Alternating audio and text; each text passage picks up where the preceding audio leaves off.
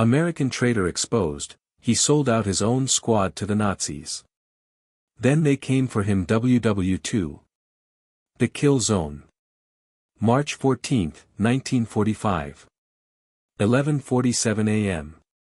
The Hurtgen Forest, Germany. Corporal James, Jimmy, Rourke presses his face into the frozen mud and stops breathing. 30 feet ahead, a German soldier walks past the tree where Rourke's best friend, Danny Sullivan, is hiding. Danny doesn't move. Doesn't blink. The German is so close Danny could reach out and touch his boot. Then the German turns around and looks directly at the tree. Danny's hand moves toward his knife. Slowly. The German tilts his head, studying the base of the trunk where Danny's boot is barely visible beneath the roots. One shout and 50 Wehrmacht soldiers will converge on this position. One shout and Rourke's 8-man reconnaissance patrol is dead. The German takes a step closer. His rifle comes up. His finger slides toward the trigger. That's when the first mortar round hits. The ambush begins. The explosion throws Rourke sideways into a crater. Dirt and shrapnel rain down. His ears are ringing. He can't hear anything except a high-pitched whine that won't stop. He rolls onto his stomach, brings his M1 Garand up, and scans for targets.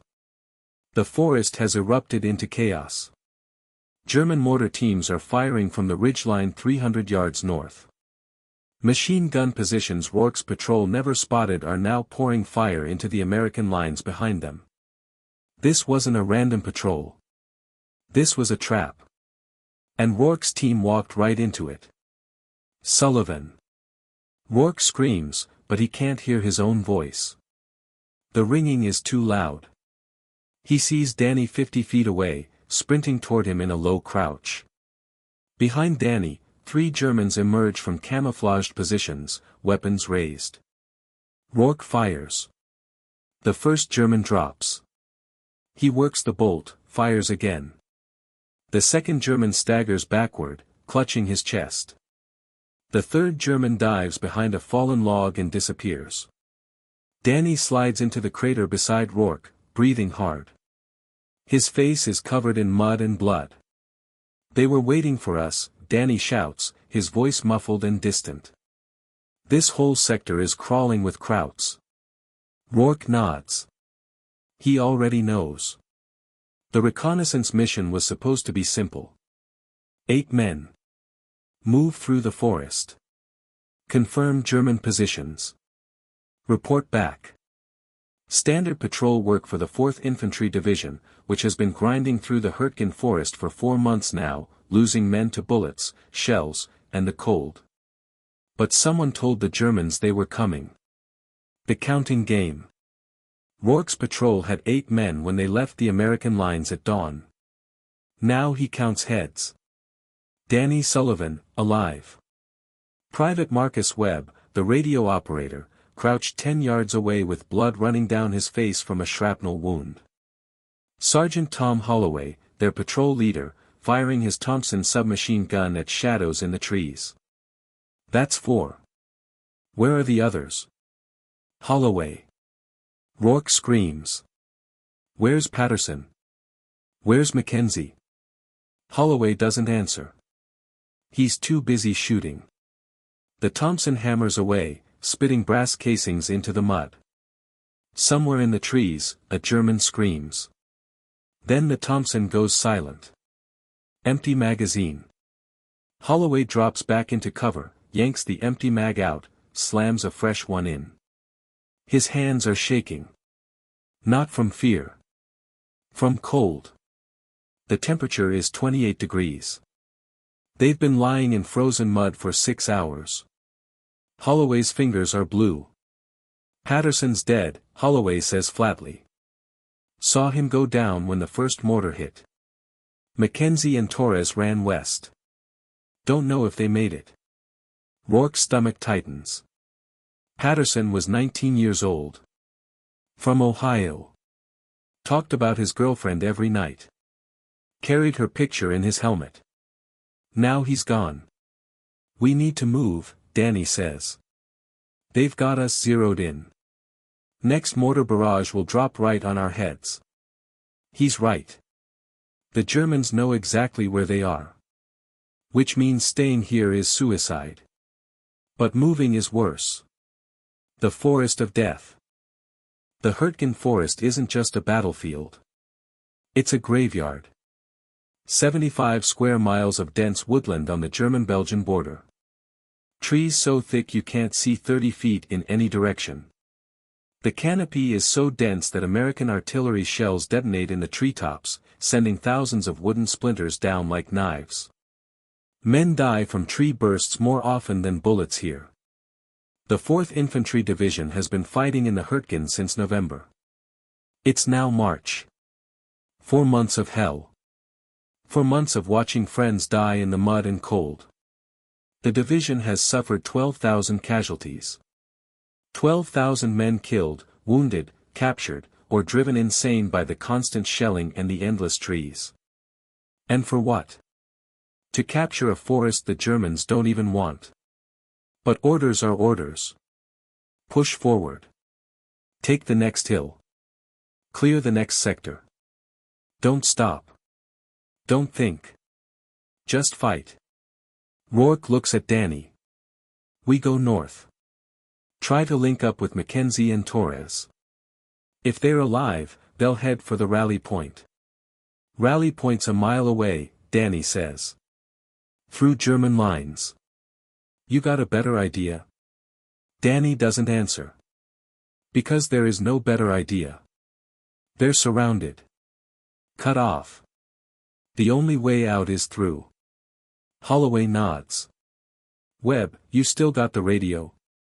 Webb holds up the SCR 300 radio, the heavy backpack unit standard for infantry patrols. It's working. But I can't raise battalion. Too much interference. Or they're jamming us. Keep trying, Holloway orders. Every 5 minutes. If you get through, tell them we're compromised. Tell them this sector is hot. Webb nods, adjusting the radio's frequency dial with trembling fingers. The hidden watcher. What none of them know is that 200 yards away, lying perfectly still in a camouflaged sniper's nest built into the roots of a massive oak tree, SS Oberscharfer Ernst Vogel is watching them through his scope. Vogel is not regular Wehrmacht. He's Waffen-SS, 3rd SS Panzer Division. A veteran of the Eastern Front who has killed 147 men with his Karabiner 98K rifle. He's been in this forest for 2 weeks, watching the Americans stumble through the trees, radioing their positions back to German artillery, killing officers and radio operators with single, precise shots. He's the reason 3 American patrols have disappeared in this sector in the last 10 days. And now he's watching Rourke's team. Vogel's finger rests lightly on the trigger. He could kill the sergeant right now. 1 shot. Center mass. The man would be dead before he hit the ground. But Vogel doesn't fire. Because the sergeant isn't the target. The radio operator is. Kill the radio operator and the patrol can't call for help. Kill the radio operator and they're truly alone. Cut off. Isolated. Easy prey for the infantry squads waiting in ambush positions throughout the forest. Vogel shifts his aim slightly. The radio operator comes into focus. Young kid. Maybe 20. Blood on his face from a shrapnel wound. Hands shaking as he adjusts the radio dials. Vogel exhales slowly. Squeezes the trigger. The shot that changes everything. The Karabiner 98K makes a sharp crack that echoes through the trees. Webb jerks backward, the radio flying from his hands. He hits the ground hard, blood spreading across his chest. Sniper. Rourke screams. He grabs Webb's jacket, drags him deeper into the crater. Danny and Holloway open fire at the trees, spraying bullets wildly, hoping to suppress the shooter. Rourke presses his hand against Webb's chest. The wound is bad. High and right, just below the collarbone. Blood is pumping out with every heartbeat. Webb's eyes are wide with shock and pain. "Stay with me, Webb," Rourke says. "You're gonna be fine. Just breathe." Webb tries to speak but only blood comes out. His lips are already turning blue. Rourke looks at the radio. It's lying 5 feet away, smoking. The sniper's bullet went through Webb and hit the radio's battery pack. Sparks are shooting from the casing. The radio is destroyed. They have no way to call for help. No way to report their position. No way to tell battalion they're surrounded. Holloway stops firing. His face is pale. "We're on our own." Rourke looks at Webb, at Danny, at Holloway. 4 men left.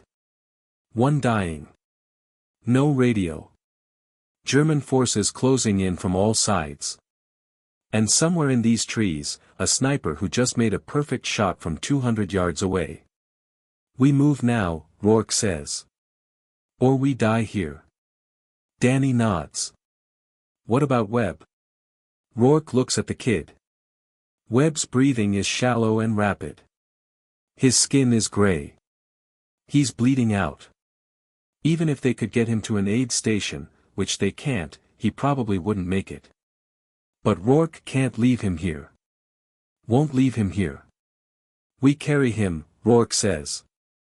"That'll slow us down," Holloway warns. "I don't care. We don't leave men behind." Holloway stares at Rourke for a long moment. Then he nods. "All right. But if the Germans catch us because we're moving slow, we're all dead. Then we better move fast." The race against death. They strip Webb's gear to make him lighter. Leave the destroyed radio. Danny and Rourke each take one of Webb's arms, draping them over their shoulders. Holloway takes point, Thompson ready. They move west through the trees, away from the German positions, heading for what they hope is friendly territory. But every step feels wrong. The forest is too quiet. No gunfire. No explosions. Just the sound of their boots crunching through frozen undergrowth and Webb's labored breathing. 200 yards behind them, Ernst Vogel watches them go through his scope. He could shoot again. Could drop the sergeant or one of the others. But he doesn't. Because he wants them to run. Wants them to think they're escaping. Wants them to walk straight into the trap that's waiting 300 yards ahead. Where 30 German soldiers are dug in and waiting. Vogel smiles. Then he reaches for his radio and speaks 2 words. "They're coming." The forest ahead is silent. Too silent. And in less than 5 minutes, Rourke's team will walk straight into the deadliest ambush of their. Rourke's lungs are burning. Every breath feels like inhaling broken glass. Webb is getting heavier with each step, his body going limp, his head lolling against Rourke's shoulder. They've been moving for 12 minutes. 12 minutes that feel like 12 hours. Danny's face is dark red, veins bulging in his neck from the strain. "How much farther?" he gasps. Holloway holds up his fist. "Stop." Everyone freezes. The forest ahead opens into a small clearing, maybe 40 yards across. On the far side, the trees resume, thick and dark. It looks clear. Safe even. A straight shot across open ground and they're back in cover. But Holloway doesn't move. He's staring at the clearing like it might explode. "What is it?" Rourke whispers. "It's too perfect," Holloway says. "Too easy." Rourke scans the tree line across the clearing. Nothing moves. No shadows. No glint of metal. No sound. Just trees and snow and silence. But Holloway's right. In the Hurtgen forest, nothing is ever easy. "We go around," Holloway decides. "North edge. Stay in the trees." They're 10 steps into the detour when the MG-42 opens fire. The devil's buzzsaw. The German MG-42 machine gun fires 1,200 rounds per minute. That's 20 bullets per second. The sound it makes isn't individual shots. It's a continuous ripping noise, like fabric being torn in half. American soldiers call it Hitler's buzzsaw. The first burst tears through the trees above Rourke's head. Bark and wood splinters explode in all directions. Rourke and Danny drop web and hit the ground. Holloway dives behind a fallen log. The machine gun keeps firing, shredding everything in its path. Rourke presses his face into the frozen earth, arms over his head. Bullets crack past his ears. Thud into trees. Whine off rocks. The noise is deafening, overwhelming, impossible to think through. Then it stops. The silence is worse than the gunfire. Rourke's ears are ringing again. He can hear his own heartbeat, fast and irregular. He lifts his head slightly, trying to locate the machine gun position. There. Northwest corner of the clearing.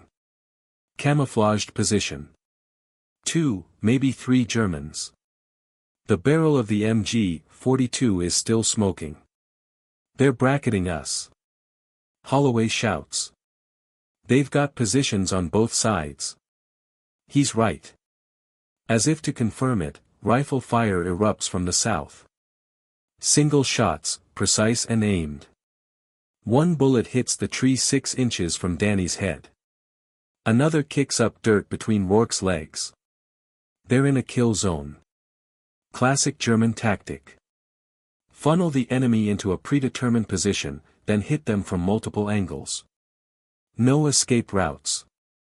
No cover. Just death from all directions.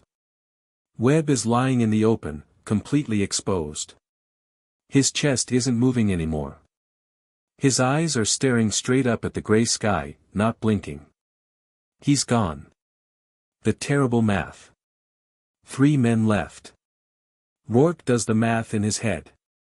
30 to 40 rounds remaining in his M1 Garand. Danny has maybe the same.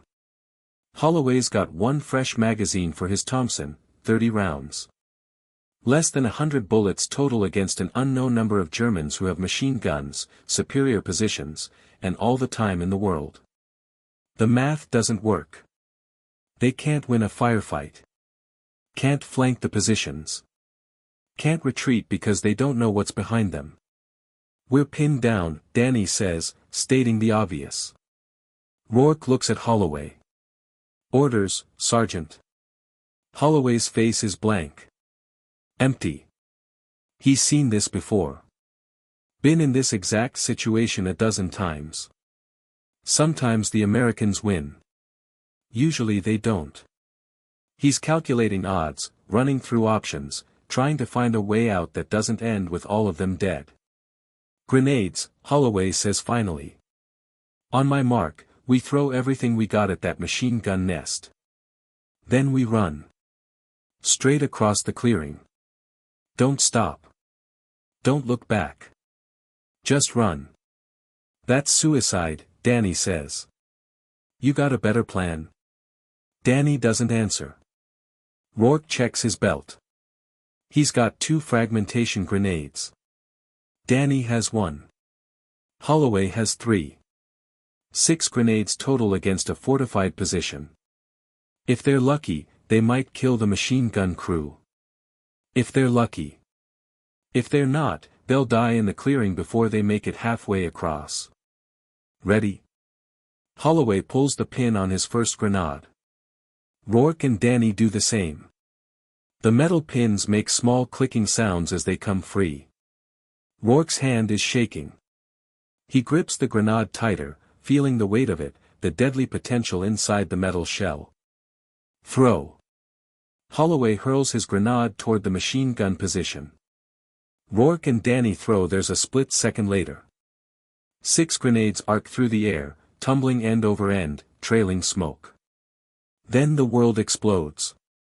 The charge. The grenades detonate in a rippling sequence. Boom. Boom. Boom. Boom. Boom. Boom. Dirt and fire and shrapnel fill the air. The machine gun goes silent. Screaming in German echoes from the position. Go. Go. Go. Holloway is up and running before the last explosion fades. Rourke and Danny sprint after him, legs pumping, hearts hammering. They're in the clearing now, completely exposed, racing toward the far tree line. 20 yards. 30 yards.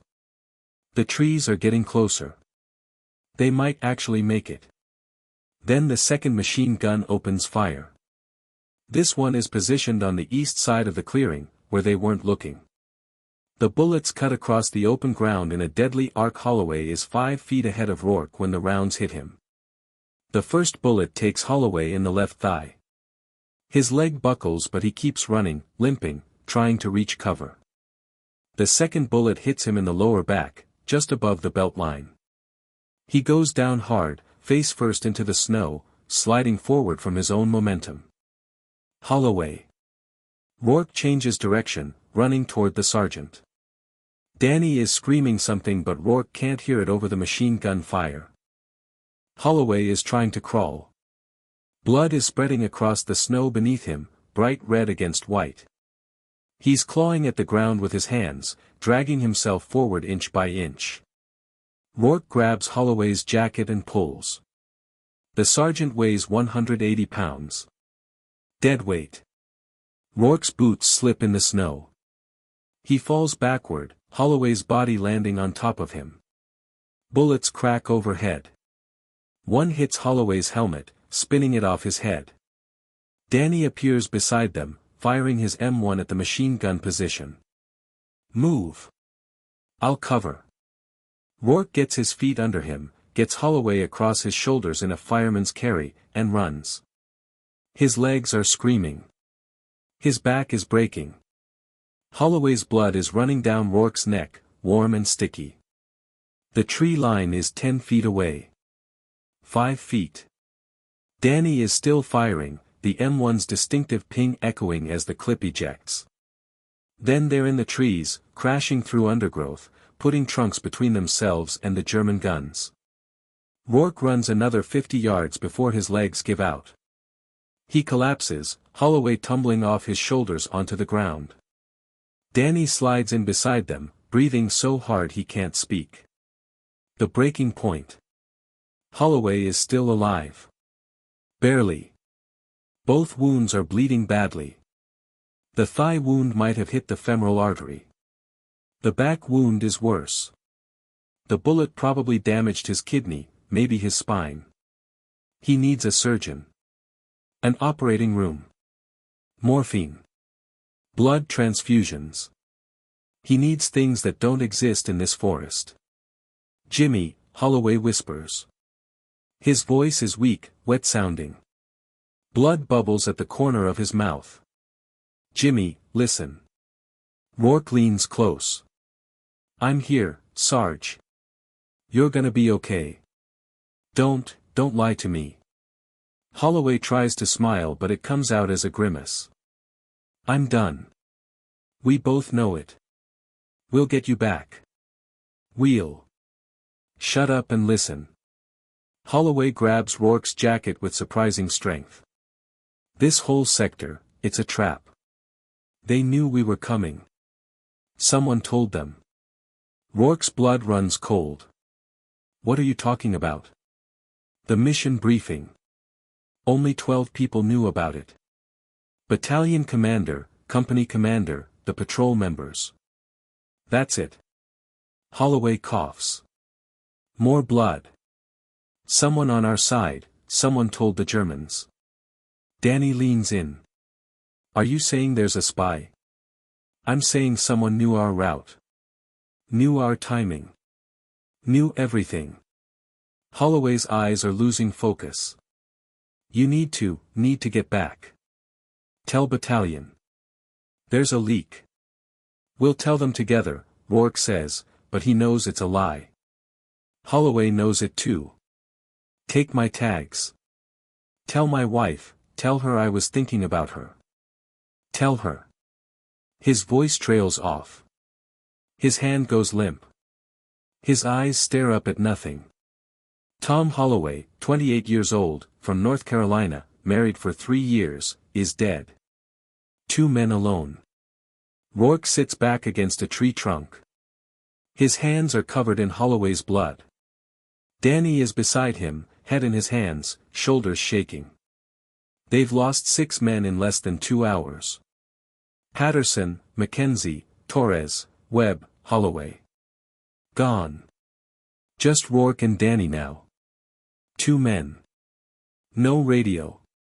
No backup. No idea where they are or how to get back to American lines. And somewhere in these trees, Germans are hunting them. What do we do? Danny asks. His voice is hollow. Empty. Rourke doesn't answer right away. He's thinking about Holloway's last words. A spy. Someone on their side feeding information to the Germans. It sounds impossible. But it would explain everything. The perfect ambush. The machine gun positions exactly where the patrol would run.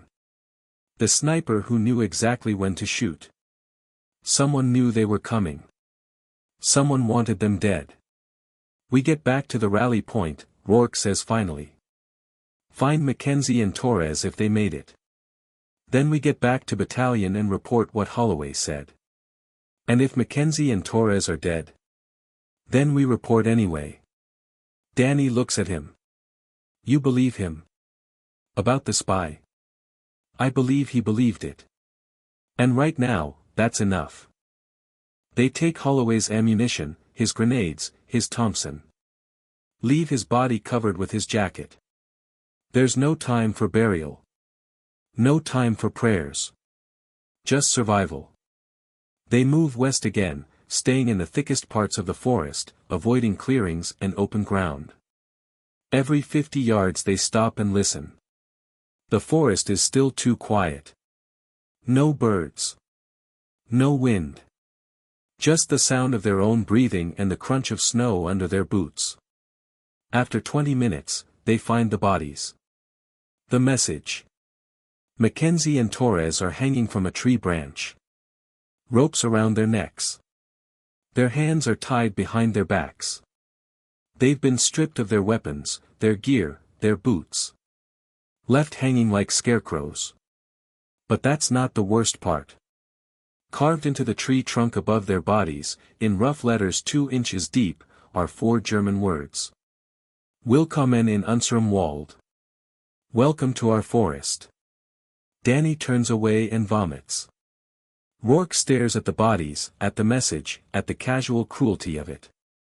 This wasn't combat. This was execution. This was the Germans sending a message. We own these woods. You're just visiting. And you're all going to die here. Rourke pulls out his knife and cuts Mackenzie and Torres down. Their bodies are stiff with cold and death. He lays them side by side on the ground, closes their eyes, takes their dog tags. We can't stay here, Danny says. They might come back. Let them come. Rourke's voice is cold. Flat. Something inside him has shifted. The fear is still there, but it's buried now beneath something harder. Darker. Anger. Jimmy. They murdered them, Danny. Strung them up like animals. Left them here to scare us. Rourke stands, checks his M1, chambers around. Well, I'm not scared anymore. I'm pissed. Danny looks at his friend. What are you thinking? I'm thinking we're not running anymore. The hunt begins.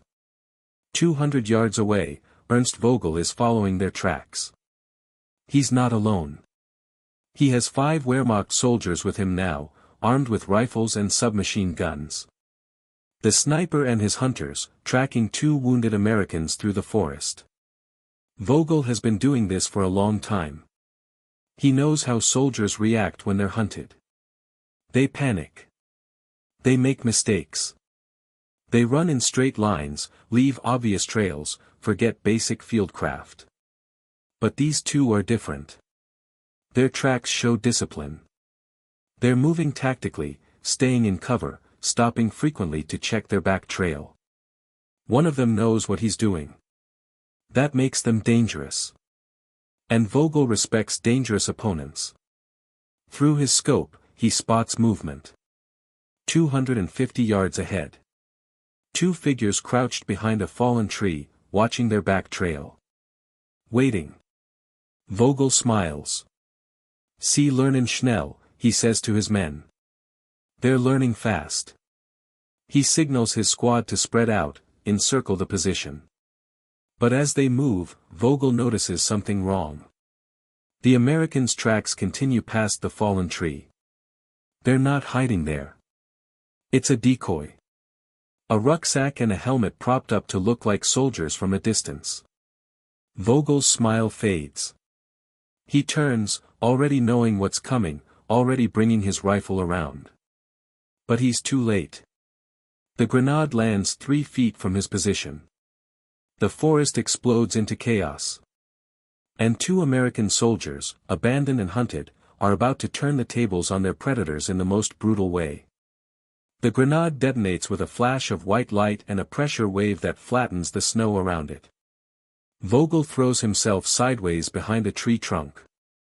Shrapnel screams past his head, embedding in wood and earth.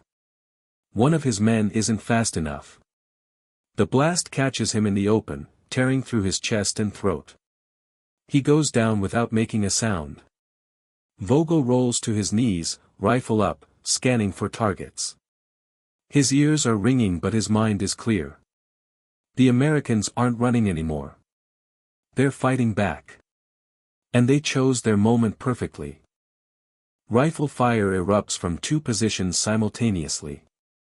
The distinctive crack of M1 Garand's, firing in controlled bursts. Another Wehrmacht soldier screams and drops, clutching his leg. A third soldier returns fire wildly, spraying bullets into the trees, hitting nothing. Deckung! Deckung! Vogel screams. Take cover. But his men are scattered, panicked, caught in the open by an ambush they didn't see coming. Vogel spots the muzzle flash. 60 yards west, behind a cluster of rocks. He brings his scope up, finds the target. It's one of the Americans, the darker-haired one, firing and moving, using the terrain like he was born in these woods. Vogel exhales, squeezes the trigger. The carabiner 98K kicks against his shoulder. Through the scope, he sees his bullet hit the rock 6 inches from the American's head. The man doesn't flinch, doesn't freeze. He just shifts position and keeps firing. Professional. Trained. Dangerous. Vogel smiles again. This is the kind of fight he lives for. Rourke's plan. Move. Move. Move. Rourke empties his M1's clip into the German positions, then rolls left behind a thick oak tree. Bullets chew bark inches from his face. He slams a fresh clip into the rifle, chambers around, pops up from the other side of the tree, and fires again. 50 yards away, Danny is doing the same thing. Fire and move. Fire and move. Never stay in one place longer than 3 seconds. It's basic infantry tactics, drilled into them during training, refined through months of combat. The Germans have superior numbers and firepower.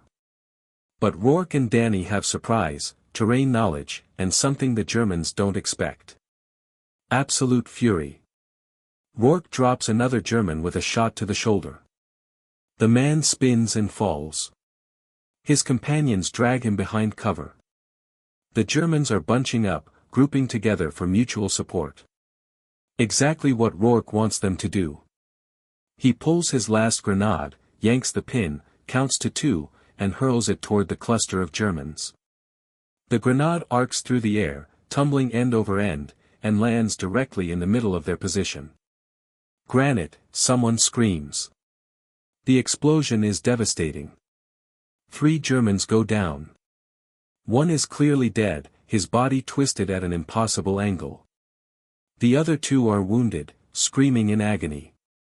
The surviving Germans break.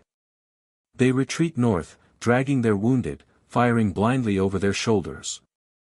Within 30 seconds, they've disappeared into the forest, leaving blood trails in the snow. The woods go silent again. The toll. Rourke slumps against the tree, breathing hard. His hands won't stop shaking. Adrenaline is flooding his system, making everything feel sharp and unreal at the same time. He just killed multiple men. Watched them fall. Heard them scream. And he feels nothing except the need to survive. Danny appears beside him, face pale, eyes wild. Are you hit? No. You? No. Danny slides down next to him. Jesus Christ, Jimmy. We just took on 6 Germans and won. We got lucky. They weren't expecting us to fight back. Rourke checks his ammunition. 2 clips left. 16 rounds total. Danny has less. We need to move before they regroup and come back with more men. Where do we go? We're miles behind enemy lines. The rally point is compromised. Battalion thinks we're dead. Rourke thinks about Holloway's last words. A spy. Someone feeding information to the Germans. Someone who knew the patrol routes, the timing, everything. If there's a spy in battalion, going back might be walking into another trap. But staying here is certain death. We find their command post, Rourke says. Danny stares at him. What? Think about it. They knew everything about our patrol. Which means they have intelligence. Maps. Radio intercepts. Maybe even documents. Rourke stands, checks the German bodies. If we can find their command post, we can get evidence. Proof of what Holloway said. And if we can't find it? If we get killed trying? Then at least we die trying to expose a traitor instead of running away. Danny is quiet for a long moment. Then he nods. All right. But how do we even find a German command post in the middle of this forest? Rourke walks to the nearest dead German. The man is maybe 25, young, face frozen in an expression of surprise. Rourke goes through his pockets. Finds a wallet with photographs. A letter from home. Cigarettes. And a map. The map. The map is hand-drawn on waxed paper, showing a section of the Hurtgen forest. Rourke recognizes some of the landmarks. A creek that runs east-west. A destroyed bunker the Americans captured 2 weeks ago. A road that leads to the German supply lines. And marked in red pencil, approximately 1 kilometer north of their current position, is a small square with German text, Command Estelle. Command Post. This is it, Rourke says, showing Danny the map. This is where they're coordinating from. Danny studies the map. That's deep in German territory. We'll never make it. We don't have to assault it. We just need to get close enough to observe. See who's coming and going. Maybe intercept a courier or grab some documents. That's insane. Everything about today is insane. We've already lost 6 men. If we don't figure out how the Germans knew we were coming, more patrols will die. More men will walk into ambushes. Rourke folds the map and puts it in his pocket. Holloway died trying to warn us. I'm not letting that be for nothing. Danny looks at his friend. Really looks at him. The Jimmy Rourke who left the American lines this morning was a corporal, a regular soldier doing his job. The Jimmy Rourke standing here now is something different. Harder. Colder. Changed by blood and death and the need for revenge. Okay, Danny says. We go. But we do this smart. No heroes. We gather intel and get out. Agreed. They take weapons and ammunition from the dead Germans. 2 stick grenades, AP-38 pistol, extra rifle rounds. They're carrying so much gear now they can barely move, but every bullet might mean the difference between life and death. As they prepare to leave, Rourke notices something. One of the dead Germans is wearing different insignia. Not regular Wehrmacht. Waffen-SS. And his rifle is a scoped Karabiner 98K. The sniper. Rourke kneels beside the body. The man's eyes are still open, staring at the gray sky. He looks almost peaceful, like he's sleeping. Rourke searches the body and finds a small notebook in the inside pocket of the man's jacket. The notebook is filled with entries in German. Dates, times, locations. Rourke can't read German, but he recognizes numbers. Coordinates. Kill counts. This is the sniper's logbook. A record of every man he's killed in this forest. And on the most recent page, written in careful script, are 8 names. American names. The names of Rourke's patrol. The evidence. Danny, look at this. Danny takes the notebook, flips through the pages. His face goes white. He knew our names. All of them. Patterson, Mackenzie, Torres, Webb, Holloway, you, me, everyone. How? We weren't wearing name tags. We didn't identify ourselves on the radio. The spy, Danny says quietly. He gave them our roster. They knew exactly who they were hunting. Rourke takes the notebook back, stares at the names. Seeing them written in German script, in the handwriting of the man who was hunting them, makes it real in a way that Holloway's dying words didn't. Someone betrayed them. Someone on the American side gave the Germans everything they needed to plan the perfect ambush. And that someone is still back at battalion, still feeding information, still sending men to their deaths. We need to get this back to headquarters, Rourke says. This is proof. First we need to survive long enough to deliver it. They move north, following the map, staying low and quiet. The forest is changing. The trees are thinning out. They can see farther now, which means they're more exposed. More vulnerable. After 15 minutes of careful movement, they hear voices. German voices. Rourke and Danny freeze, then slowly sink into a crouch behind a fallen log. Ahead, through the trees, they can see movement. Figures in field gray uniforms. 6, maybe 8 men. And they're building something. The command post. The German command post isn't what Rourke expected. No bunkers. No fortifications. Just 3 large tents camouflaged with branches and netting, set up in a small depression that makes them almost invisible from a distance. Radio antennas rise from one tent. Another has armed guards posted outside. And surrounding the whole setup are dozens of German soldiers. Too many to count. Too many to fight. Rourke and Danny watch from 200 yards away, hidden in thick underbrush. They've been lying here for 20 minutes, barely breathing, taking mental notes. Supply trucks arrive every hour, bringing ammunition and food. Officers come and go from the command tent. Radio operators sit at field tables, headphones on, writing messages. It's a full operational headquarters, coordinating German forces across this entire sector of the forest. And it's completely hidden from American reconnaissance. We can't assault this, Danny whispers. Even with a full company, we'd get slaughtered. We're not assaulting it. We're watching. Learning their patterns. Rourke points to a soldier walking alone from the command tent toward a latrine area.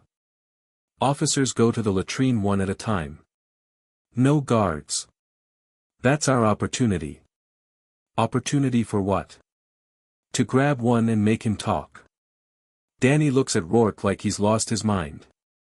We're going to kidnap a German officer. In the middle of their own command post. You have a better idea? Before Danny can answer, something changes. The activity at the command post increases. Soldiers start running. Officers emerge from tents, shouting orders. Radio operators are gesturing frantically. Something's happening. Then Rourke sees why. A vehicle is approaching. Not a truck. A staff car. Expensive. Well-maintained. The kind of vehicle that carries important people. The car stops in front of the command tent. Two German officers step out, both wearing the uniform of Wehrmacht intelligence. And between them, handcuffed and stumbling, is an American soldier. A prisoner. But that's not what makes Rourke's blood run cold. The American soldier is wearing a 4th Infantry Division patch. Same division as Rourke's patrol. And on his sleeve are the stripes of a master sergeant. A high-ranking NCO. Someone with access to patrol rosters. Mission briefings. Operational plans. The Germans lead the prisoner into the command tent. The door closes behind them. "Oh my God," Danny whispers. "Is that the spy?" Rourke finishes. "That's the spy. He's not feeding them information from our side. He's here. With them." The traitor revealed. For 10 minutes, nothing happens. Rourke and Danny watch the tent, weapons ready, minds racing. If that American soldier is voluntarily working with the Germans, he's responsible for every death today. Patterson, Mackenzie, Torres, Webb, Holloway. All of them killed because of one traitor. Then the tent flap opens. The American soldier walks out. No handcuffs now. No guards. He's laughing. Talking with German officers like they're old friends. One of them hands him a cigarette. Another claps him on the shoulder. He's not a prisoner. He's a collaborator. Rourke's finger tightens on his rifle trigger. One shot. That's all it would take. One bullet and the traitor is dead. Justice for the men who died today. But killing him won't stop the intelligence leak. Won't expose whoever recruited him. Won't prevent this from happening again. We need him alive, Rourke whispers. How? We can't just walk in there and arrest him. No. But we can follow him when he leaves. Wait until he's alone. Then we take him. The plan is insane. The plan is impossible. The plan is the only option they have. They watch for another hour as the sun begins to set. Shadows lengthen across the forest. Temperature drops. Rourke's fingers are going numb from the cold, but he doesn't move. Doesn't blink.